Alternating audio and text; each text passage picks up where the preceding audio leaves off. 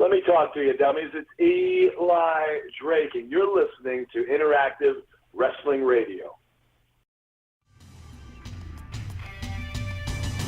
You're listening to Interactive Wrestling Radio, featuring the interactive interview, courtesy of WrestlingEpicenter.com. Alrighty, folks. Here's what's going on. We've got the teleconference today with Eli Drake and Chris Masters. Chris Adonis, as he is now. This is not 100% complete. We're missing a portion of it. Here's why. My phone cut out. I was at work. I missed probably about 5-10 minutes of it. It is otherwise complete and pristine. The best audio you're going to get. So proud that we did the interview leading into Eli Drake winning the World Heavyweight title just a few weeks ago. So proud to give him the nod and the thumbs up and the crystal ball joke here a few weeks later. So glad to be seeing Impact Wrestling, Global Force Wrestling, kicking and screaming into the future. Thank you guys for tuning in and enjoy this presentation of the Global Force Wrestling teleconference with Eli Drake and Chris Adonis. Good afternoon, everyone. This is Ross Foreman with Global Force. I'd like to welcome you to this week's media teleconference. Today we got two special guests, and none other than the new, undisputed GFW Global Champion, Eli Drake. Welcome, Eli. And new. What's going on, everybody? We also can welcome his trusty tag team partner, one of the most feared men in wrestling, Chris Adonis. Welcome. What's going on? And how about we go with Mr. Adonis to you, all right? You got it, Mr. Adonis. I'm going to give you the opening statement. Your thoughts on what's going on these days? Well, first of all, I'd have to start with sending our best wishes out to all the people in H-Town, Houston, Texas, and all the areas affected by Harvey. I got friends down there, and it's devastation like we've never seen. So we definitely want to encourage everybody out there to, if you can, donate to the Red Cross or help out in any way you can, because this is something that a lot of people are suffering through, and it's completely just awful to watch. Perfect. World champion, Eli Drake. What's up, everybody? I got to second those sentiments. I mean, some of the images we're seeing, it's pretty rough looking down there. I think everybody needs to help any way they can. If you've got both close by, I've definitely seen, numbers. You can call the local police and whatnot and try and help out in that way to help get people out of the situations they're in. Donate, help out any way you can. I'm actually sending some money myself. So let's get in there and help everybody. Sounds good. We're going to open it up for some questions, and you can hit *6 if you want to ask a question. Again, as I've asked in the past, we ask one question alone, and please do not get back in the queue for another question until we give you the heads up so that everybody has a chance to talk to the world champion and Mr. Adonis. Thank you. Q&A session has started. To ask your question, please press *6.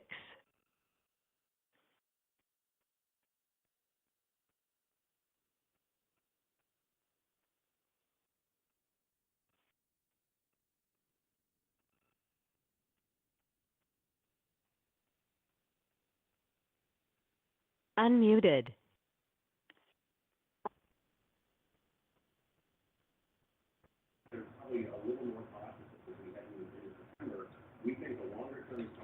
Guys, it's going to be about 30 seconds. We have one technical glitch, and we'll be right with you.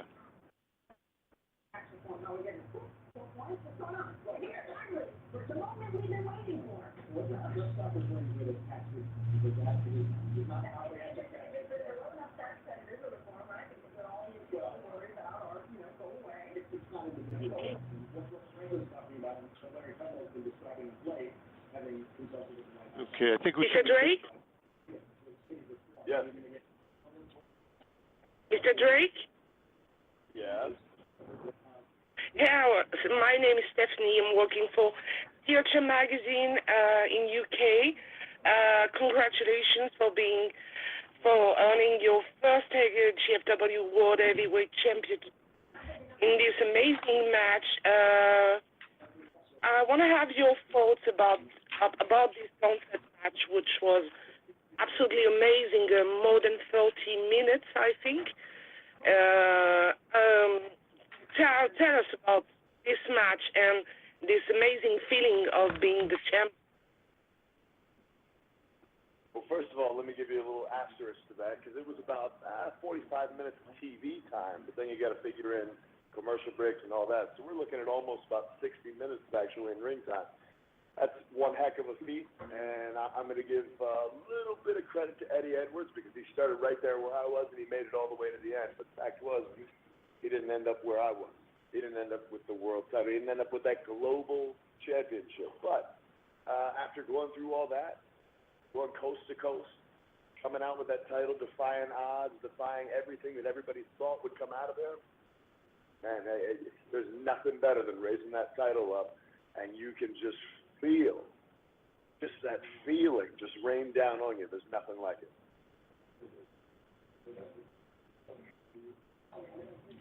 Hello, this is a question for both of you.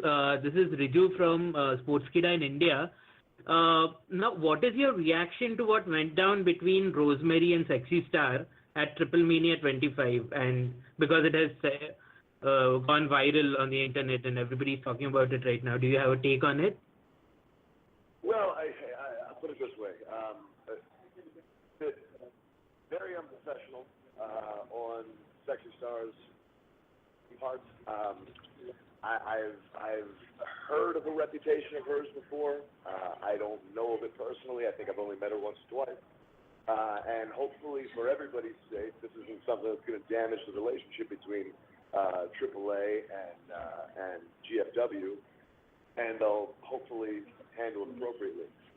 I'm going there myself, actually, next week to wrestle AAA to defend the global title. So I'm definitely going to keep my eye out for things like that. I'm going to be on a little bit higher alert as far as that's concerned, and make sure nothing like that goes down while I'm there.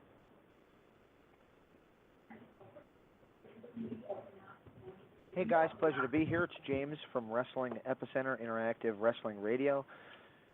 Mr. Drake, my question is for you. I had you on our show 7 days before you won the world title, and it's like I had a crystal ball because I asked you specifically about Josh Matthews' prediction. I guess my question would be, did you know at that point when I asked you that this was in the cards, and how excited are you to have it happen so quickly and not have to wait till the end of 2017? Well, I mean, the crazy thing with this business is you never know. So a lot of the things that come up, a lot of the things that happen, a lot of that stuff is just you fly by the seat of your pants. And so excited to be in the position I'm in now, excited to be able to propel this company into the future is where I'm looking at it, as opposed to digging into the past and an expectance to go into the future. So I dig it. I love it. And I'm ready for this challenge because they're going to throw everything they can at me, and I'm just going to keep on taking it. And I'm asking for more, quite frankly.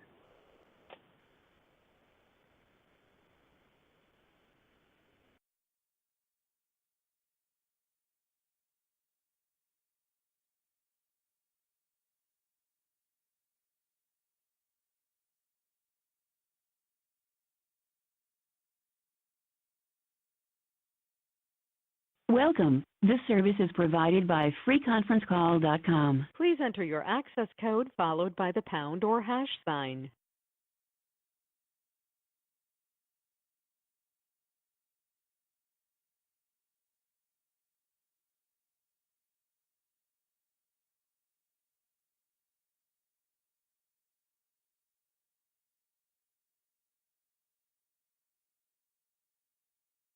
Welcome. This service is provided by freeconferencecall.com. Please enter your access code followed by the pound or hash sign.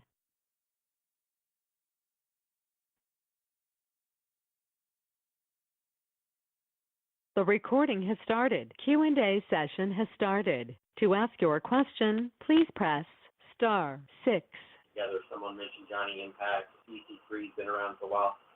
It seems like a group of guys that have all just been sort of waiting on their chance.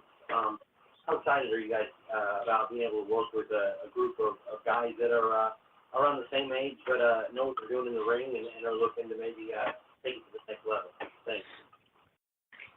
Well, first of all, before I answer that, I just want to make sure you're okay. Do we need to send emergency? You don't sound so good, bro. Sounds like you were kidnapped over there. Another kidnap video. I mean, it's great. You've got all these guys who are super, super hungry. And we're hungry to make this product better. We're hungry to get GFW to be bigger than it's ever been, bigger than anybody could ever imagine. And we just want to be recognized for the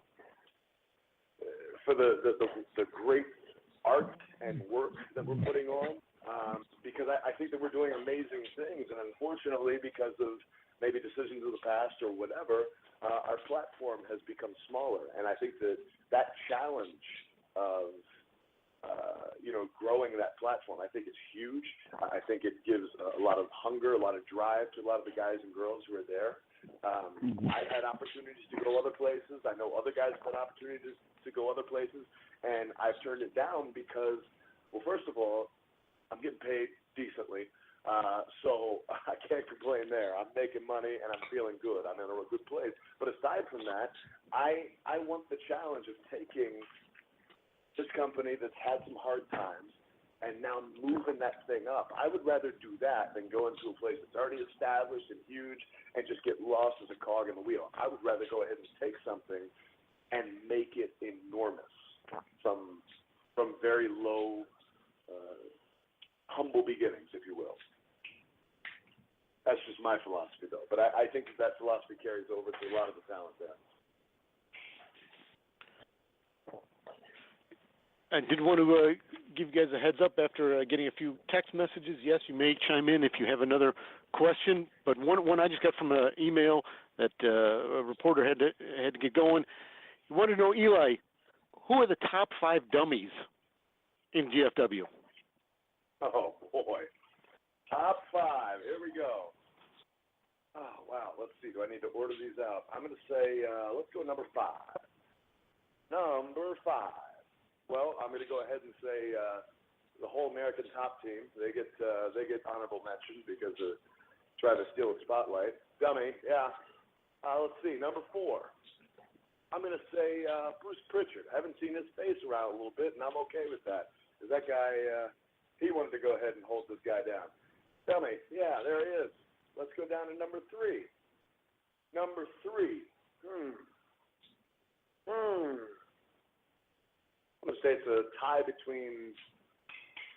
No. We got to make a definitive choice here. I'm going to say number 3. Got to be Moose. Moose wins. Number 3. I was gonna say Moose. I knew it. Then I go to number 2, and I'm going to say Jim Cornette. Dummy, yeah, there he is. And number 1. Thank you. Number 1, who is the guy knocking on my door, the guy who just walks in, and the guy who just thinks that he's going to waltz into Impact? And he thought on night 1 he was just going to suddenly be the global champion. And then who got the carpet yanked right out from under him? Johnny Impact. Dummy number 1, everybody. There he is. You got your top 5. Mr. Adonis, you going to echo that, or you want to add anybody to the list? Oh, I was designed for him to say Moose. I was, his number. I think he took him at number 3. You know what I mean? Like, I think a lot of those are interchangeable. He got Jim Cornette in at number 2. I was definitely agree with him on that one. I mean, I put Jim Cornette. I put Moose in my top 5. Definitely Johnny Impact for coming in thinking he's going to, exactly, like he's going to come in, waltz in here, and just take the championship on his first night. Give me a break. And, no, that ain't happening. Yeah, I have to agree. I know. I echo his sentiments, but I'd like to put a exclamation point behind Moose, and we'll just leave it at that.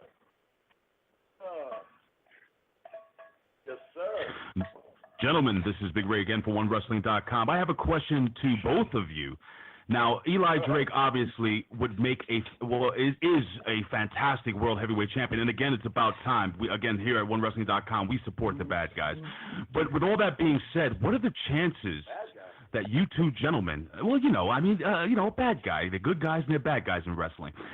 But all that being said, gentlemen, what are the chances that you two would combine your strengths to try to take the GFW tag team titles? I mean, we're not bad guys. If you look at us,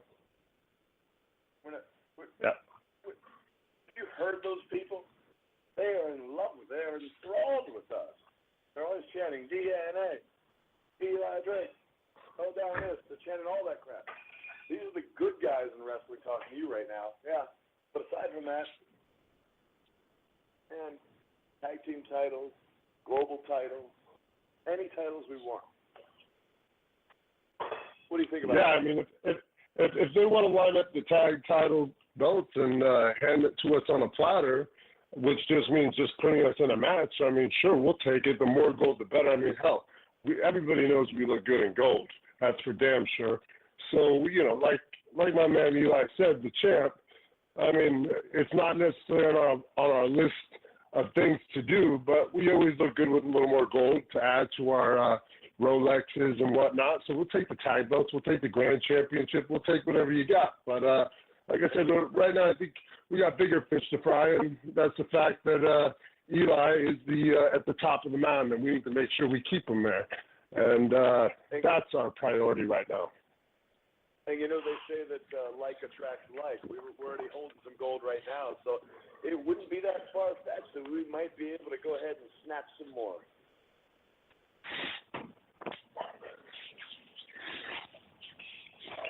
Hi, it's George Samuel from Real Sport. I realise I forgot to mention my name in the last question. You've just talked about adding gold. This past weekend, Eddie Edwards just won the GHC heavyweight belt at Pro Wrestling Noah. So my question for both of you is, are there any belts at any of GFW's sister promotions like AAA or Noah that you guys have your eyes on?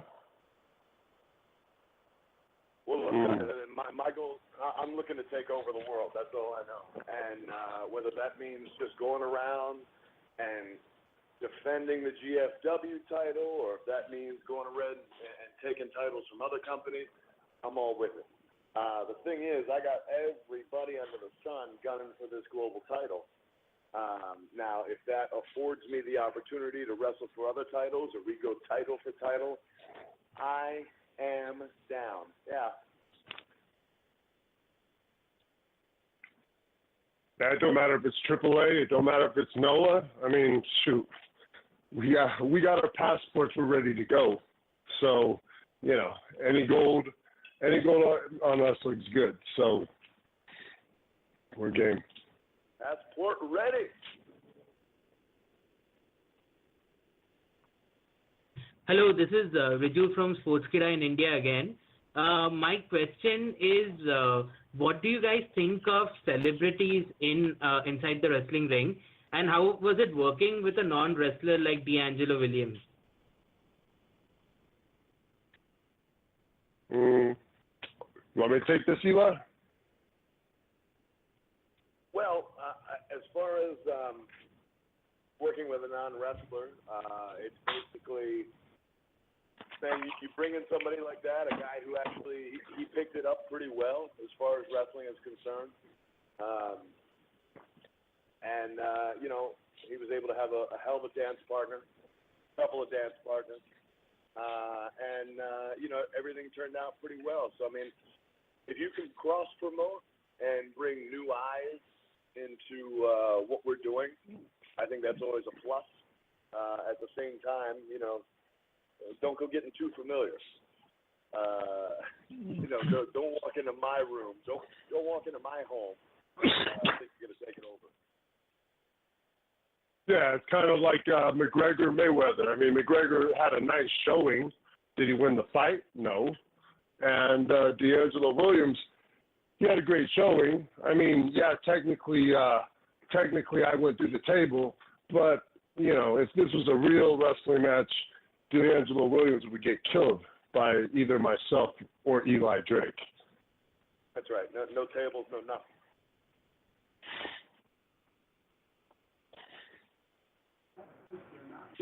Hi, this is Raj Giri with WrestlingEat.com again. My question is for Chris. Chris, how is it working with GFW compared to other companies in the past that you've been with? How's it working for Global Force Wrestling? Well, I have to say, I am a part of a group, and I'm not talking about Eli Drake and myself just specifically, but I'm talking about basically the whole roster, the whole team of Global Force Wrestling. And, you know, I think kind of to go back to some of Eli's statements earlier, I think it's very exciting to be part of a promotion that has such room for growth. And, yeah, we went through our reboot, but what I see right now is an organization that's coming together. It's basically trimmed a lot of the fat, and we know the direction that we're going, and everybody on the crew is hungry. Everybody wants to do, everybody wants to do their part. So for me, this is exciting to be a part of something like this, and not necessarily be a part of, like a big machine where you could get lost in the shuffle just so quickly, and be a part of something that we can all help grow together, something that's,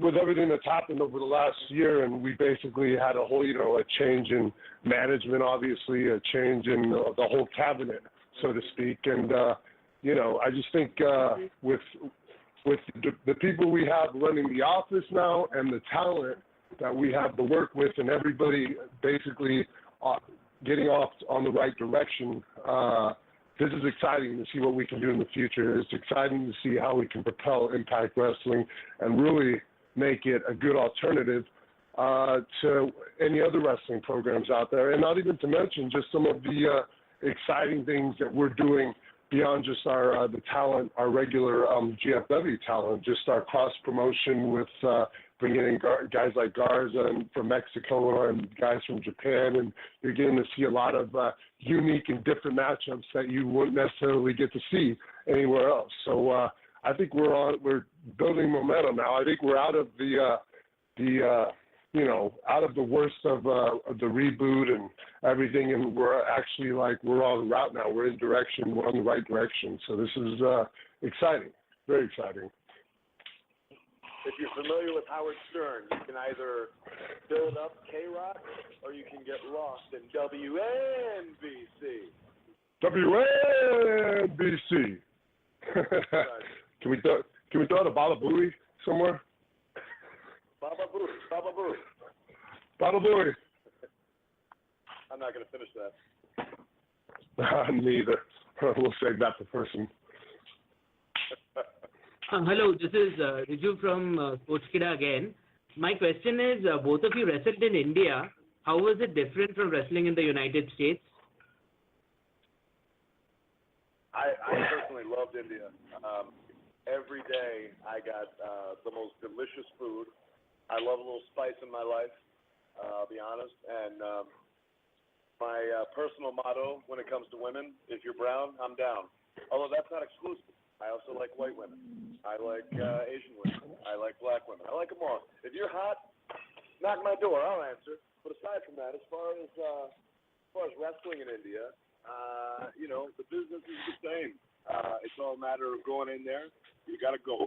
You got a goal. You get in there. Watch out, everybody. You got a goal. You get that done. But the crowd over there was very passionate. They were very attentive. And they were in all the way. So I can say that I did appreciate the passion of the audience 100%. Can we just let that if they're brown, I'm down statement just settle for a minute? Because that was oh man, I love that. I didn't hear anything you said after that. I'll say the same thing though. We were shown a lot of love in India, just like everywhere else in the world. But India is definitely a very friendly place. A couple of the guys are a little too friendly, I must say. And the ice and they put in my drink scares me a little bit. But outside of that, it's a lovely place to go and work and wrestle. And like I said, Eli Drake and myself, I mean, wherever we go on this globe, we get massive love. And India was no different. Nothing but love from the minute we arrived there. They rolled out the red carpets for us. They gave us curry. I mean, it was freaking awesome. Delicious. Eli, you worked in TV prior, outside of wrestling. Does being the champ open up some more doors to do that in the future? Well, I mean, I've been a wrestler before I was ever in any other TV or anything like that, just obviously on a smaller level. But, yeah, I mean, throughout the years as I was toiling, trying to build something with wrestling, I had a little, I've at least dipped my toe into the TV realm as far as, I've done some commercials. I've done some Animal Planet TV shows. Of course, I was on the Hero with The Rock.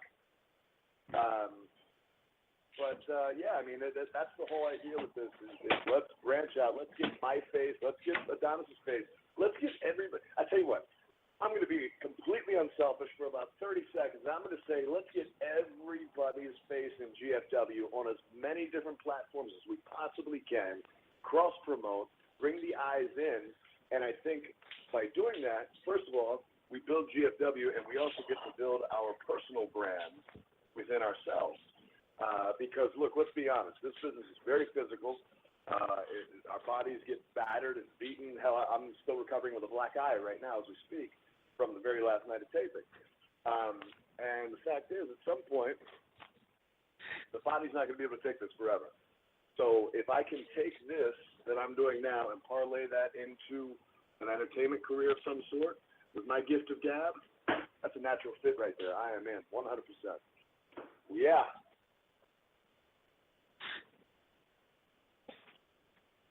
Eli, as a follow-up to that question, would you go see Johnny Impact's new movie Boone? Sure, why not? I'll take a look at that crap. Let's see if that's any good. And actually, I tell you what, look, if he wants to hit me up and put me in the next one, let's do it. I can work out a deal. We can talk.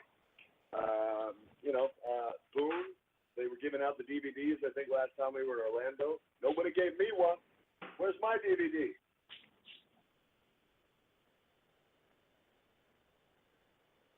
Oh. Hi, Eli. This is Raj with WrestlingInc.com again.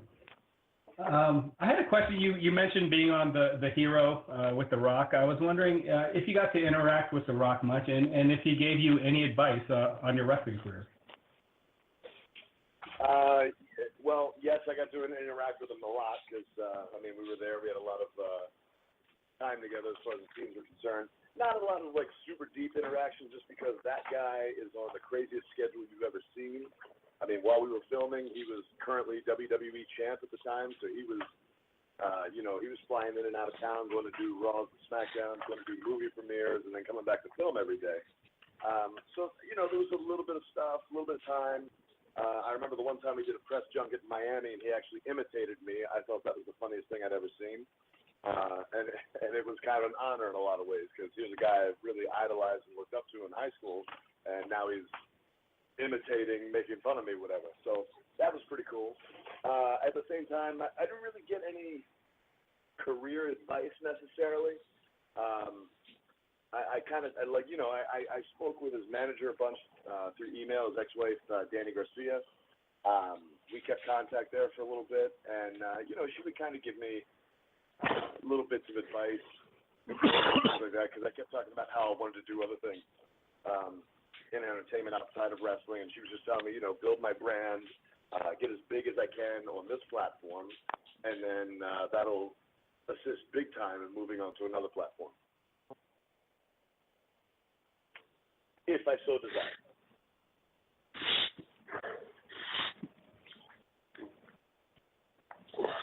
Hello again, it's Francis from In-Ring Pop. I want to say thank you, Eli J, for being a champ. My question is this, that at the moment you're the champion at the moment, you're the undisputed champion. Are you going to be wrestling all over the world, maybe like the UK, for instance? Because at the moment, it's like the UK needs some Eli Drake in to come over and show us what a good champion you are. Yeah. Look, everywhere needs a little bit of Eli Drake. But as far as I'm concerned, as far as what's happening, I'm going where they're sending me. And next week, like I said, I'm going to AAA. I believe at the end of September, beginning of October, I'm going to be in Noah in Japan. So, I mean, look, if the dates come up, if the if you got the money, honey, I got the time, as the old saying goes. So I'm ready to rock any time. And I'd love to go over to the UK and spread a little Kavorka over there. And I wouldn't mind picking up a couple little British tarts while I'm over there. Yeah.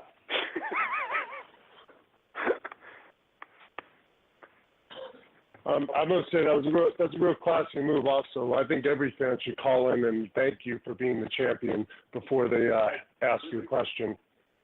Oh, I would like to thank me for being champion. Thank you. Exactly. Exactly. Hello, Riju from Sportskida again.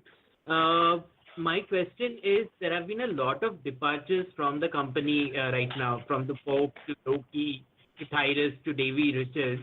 Do you think their departure will affect the company going forward?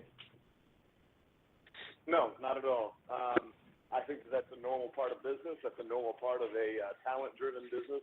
Talent's going to come, talent's going to go. Sometimes people aren't happy with the positions they're in or what they're doing.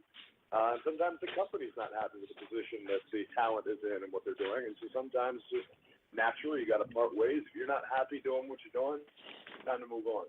And if the other talent is carrying their weight, honestly, that should have very little bearing, if any at all, because the show continues and we've got enough talent that if everybody's pulling their weight, I don't think that those departures make a big difference as far as the product's concerned. I feel it's never good to see people who you've made a connection with or a bond with over the years or whatever, as far as working together, to leave. But if that happens, it has to happen. It's a natural part of the business. Can't really do much about it other than wish them luck and hope everything works out. Well, guys, we got about time for maybe one or two more questions. I know the champ and Mr. Adonis have a red carpet event today they have to get ready for, but we'll wrap it up with a few more questions here. Always, every day. Hello again, it's Francis from Aiming Pop. My question is to both of you, as it's getting close to Bound for Glory, is both of you any particular people that you want to face against at Bound for Glory? Champ? Personally, I'm just excited at the fact that here's Bound for Glory. It's our biggest show of the year. It's our World Series. It's our Super Bowl. And here's Drake and Adonis at the top. Eli Drake is the global champion. I'm going to be most likely defending it there. You can't get any better than that. That is top right now. You consider where I was only a few months ago, where I was only a year ago, trying to get anybody to look my way, give me any slice of an opportunity. And then at some point it was just, you know what? I can't wait for that opportunity anymore. I got to go. Instead of trying to get my foot in the door, I got to knock that damn door down and go in and take my opportunity, create my opportunity, make my opportunity. I cannot be a creature of circumstance. I need to be a creator of circumstance, and that's exactly what I was. There's no better place to be on top going into the biggest pay-per-view all year. I mean, just like Eli Drake said right there, and he's going to be defending the title, I'm sure, against a formidable opponent. So it's going to be one hell of a pay-per-view. And that opponent remains to be seen. We will find out who that is as time goes on. It's Go Samuel from Real Sport again. It mentions specifically in the email about this call that, Mr. Drake, you insisted that the call take place an hour later than usual. Why was that? Listen to this guy. Look, I live on the west coast of the United States, so we're 3 hours. West side? Yes, indeed. So, look, when you're talking 3 hours behind, it's only, it was 11 o'clock here when you guys caught. Now, a lot of people, they're already up. They're halfway through the day at 11 o'clock. Out here, there's a habit of making you have a lot of late nights. And if you got late nights, maybe there's a young lady over, maybe who knows what's going on. But the bottom line is, I might not wake up till about 9:30. If that's the case, I got to make sure I'm clear-headed, I'm ready to rock by 11 o'clock. If I just roll right out of bed and just start talking at 10 o'clock, there is no telling what might come out of my mouth. Well, I mean, let's tell the truth. I mean, we had VIP treatment last night. We hit up the Playhouse. We hit up Avalon. I mean, bottle service, Cristal. I mean, it was a long night. So we knew we were going to need the extra hour come today, all right? That's just the way the champ does it, and the Adonis does it when we roll out in Hollywood. You know what I mean? We get the treatment. And that's a shoot. You check my Instagram all the time. We got cabanas. We got bottle service. It's rolling every single week. Oh, yeah. We never wait in line. Dre's, it don't matter where it is. Hey, Mr. Adonis, I already ticked you off once. I might as well go for the doubleheader. You care to enlighten everybody on tonight's red carpet extravaganza for you two? Oh, well, I mean, we got our bottle service. We actually rented a party bus, and I know a lot of people are being like, why would you rent a party bus? Why wouldn't you have a limo? The reason being is because we can't fit as many women into the limo as we can the party bus. And plus, if the party ain't popping, we're just going to bring them on the bus, and we're going to create the club ourselves. We're going to go mobile with this. So basically, that's the dealio tonight. Same old deal. VIP list, Avalon, Playhouse, you name it, and at least 2 or 3 bottles of Cristal, I'd say. Celebrating. Because you got to understand, we've been celebrating for the last week and a half now since Eli's become the champion, and we ain't stopping, man. We work hard, play hard. That's how we roll. Gentlemen, this is Big Ray again from OneWrestling.com. You know, you're talking about going out and spending this money and having this liquor and the beautiful women, and that's fantastic. Oh, no. Uh-huh. Don't get it mistaken. There's no money being spent. Actually, I see. This stuff's free. My friend is a promoter, so he provides the ladies, he provides the bottles. We ain't paying a damn thing. Well, Mr. Drake, with all due respect, I mean, you being a brand new heavyweight champion, and we know in the past there have been great champions in other sports like Mike Tyson, so on and so forth, who partied and partied hard. I mean, will this affect you in the ring in the future? I mean, how will you be able to hold the GFW championship if you're, coming off a hangover? No, well, there is no hangover. I'll tell you why. There's bottle service all night, but you know who that's for? That's for everybody else. I think Adonis could probably even attest to this. One guy who doesn't drink, you're talking to him. Eli Drake. Brother, the bottles are there. I'm hanging out, but I'm just there for the company. I'm just there for the party. And let's be honest, I'm there for the girls. Well, we got time for one final question, and we're going to find out if Ryan is awake today, or now, I should say. Wake up. Hey, guys. Ryan Billman from thegorillaposition.com. This question's for Eli. You mentioned that it was a long journey to get to the title. What do you want to prove to the people in GFW and to the entire wrestling world now that you have this stage? And thanks for your time today, guys. The thing to prove is that for the longest time, they were all betting on the wrong horse. Any horse that wasn't Eli Drake, they were betting on the wrong one. And so for a good long time, people wondered, well, how can the wrestling business get better? How can the wrestling business move on and move forward? And how can it get back to the good old days and the peaks? Well, it ain't going to be by going out there and doing 58 flips and breaking my ass by jumping off the top of the floor. It's going to be by being the biggest personality I can while also being the best wrestler that I can in that ring. that is what is going to bring this thing forward. That's what's going to bring this company forward. That's going to bring this business forward, quite frankly, because that is what's going to draw in the average crowd. It's not going to be going out there and doing 58 flips. Now, that thing, doing all that stuff, sure, it might have its place. That's not what the average person wants to see. The average person, the average fan who's going to tune in and see, they want to see an Eli Drake, and there's only one. Guys, thank you very much. I'll give the first final thought to Mr. Adonis. Well, I'd like to say the pleasure was all mine, but honestly, I think Eli will agree, that the pleasure was everybody else's to have us. And quite frankly, next time I think we should even do this an hour later. And once again, I mean, you know, if you're going to address the champion, start out with a thank you. I think that would be polite. And welcome to the new era of GFW wrestling. The DNA, Drake, and Adonis era has begun. Get ready.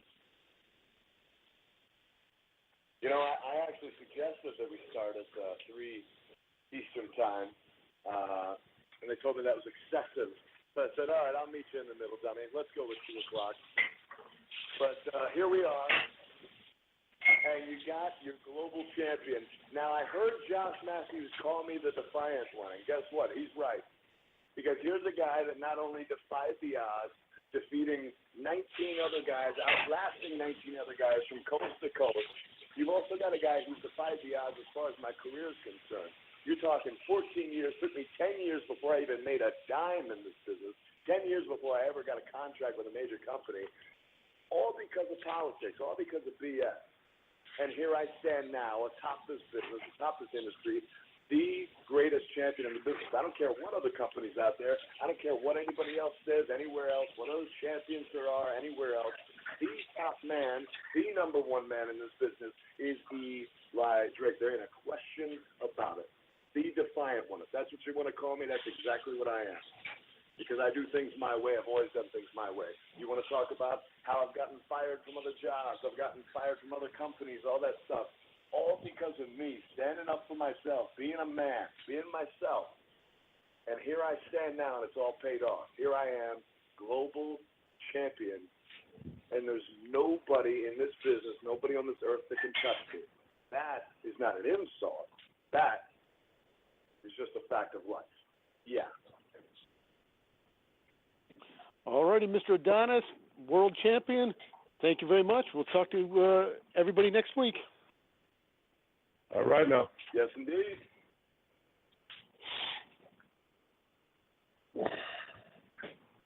Q&A session is over. Goodbye.